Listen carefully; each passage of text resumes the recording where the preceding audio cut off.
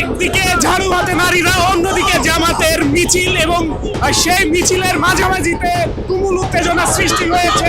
কর্মজীবী নারীদের নিয়ে টুইটারে জামাতের আমিরের কুরুচিপূর্ণ ও অবমাননাকর পোস্ট দেওয়ার প্রতিবাদে ঢাকা বিশ্ববিদ্যালয়ে বিক্ষোভ মিছিল করেছে। যে নিজের আইডিকে রক্ষা করতে পারে নাই, সেই দেশের জনগণকে কিভাবে রক্ষা করবে? ফেসবুকে যেভাবে নারীদেরকে অবমাননা করা হয়, যেভাবে নারীদের যৌনাঙ্গ ছিঁড়ে ফেলতে চাওয়া হয়, সেটিতে তো আসলে তাদের সামষ্টিক যে মনোভাব পরিষ্কারভাবে বোঝা যায়। এখানে আমার মনে হয় কনফিউশনের কিছু না। তারা আমাদের সম্মুখের সামনে মা বোনদের দাঁড়িয়ে করিয়ে বিভিন্ন অজস্র বৃষ্টি ভাষায় মেয়েদের যৌনাঙ্গ নিয়ে বৃষ্টি ভাষায় গালিগালাজ করে তারা বলে ছিঁড়ে ফেলবে।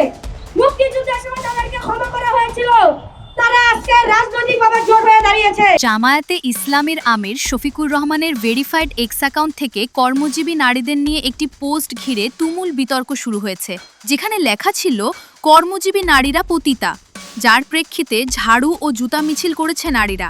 জামায়াত দাবি করেছে কিছুক্ষণের জন্য অ্যাকাউন্টটি হ্যাক হয়েছিল এবং সেই সময়ই পোস্টটি করা হয়। তাদের ভাষ্য, মাত্র ৪৫ মিনিটের মধ্যেই তারা আইডির নিয়ন্ত্রণ ফিরে পান। তবে পোস্ট দেওয়ার প্রায় ৯ ঘন্টা পর হ্যাকের দাবি তোলায় প্রশ্ন তুলেছে সাধারণ জনগণ থেকে শুরু করে শিক্ষার্থীরা। এই শফিকুর রহমান ভণ্ড ইবলিসের প্রেতাত্মা, দাজ্জালের প্রেতাত্মা, তাকে অবিলম্বে বাংলাদেশের মাটি থেকে ঘাট ধরে বের করে দেওয়া হোক।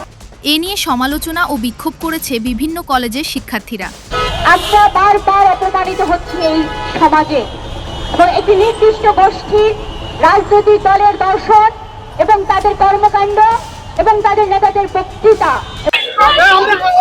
নারী নয় পতিতা, শফিক তুই ক্ষমা চা। আমরা দেখছি ঢাকা বিশ্ববিদ্যালয়ে একটি বিক্ষোভ মিছিল করছে এবং নারী শিক্ষার্থীরাও কিন্তু এখানে রয়েছে। আমরা সাইবার বিশেষজ্ঞ তানভীর হাসান জোহা জানান, এক্স অ্যাকাউন্ট হ্যাক হলে রিকভারি প্রক্রিয়া ধাপে ধাপে হয় এবং সময় লাগে, যা শফিকুর ইসলামের দিকে সন্দেহের সৃষ্টি করছে। অনেকে বলেন যে ওনার এক্স আইডি নাকি হ্যাক হয়েছে। আমরা বলছি ওনার মাথায় আসলে হ্যাক হয়েছে।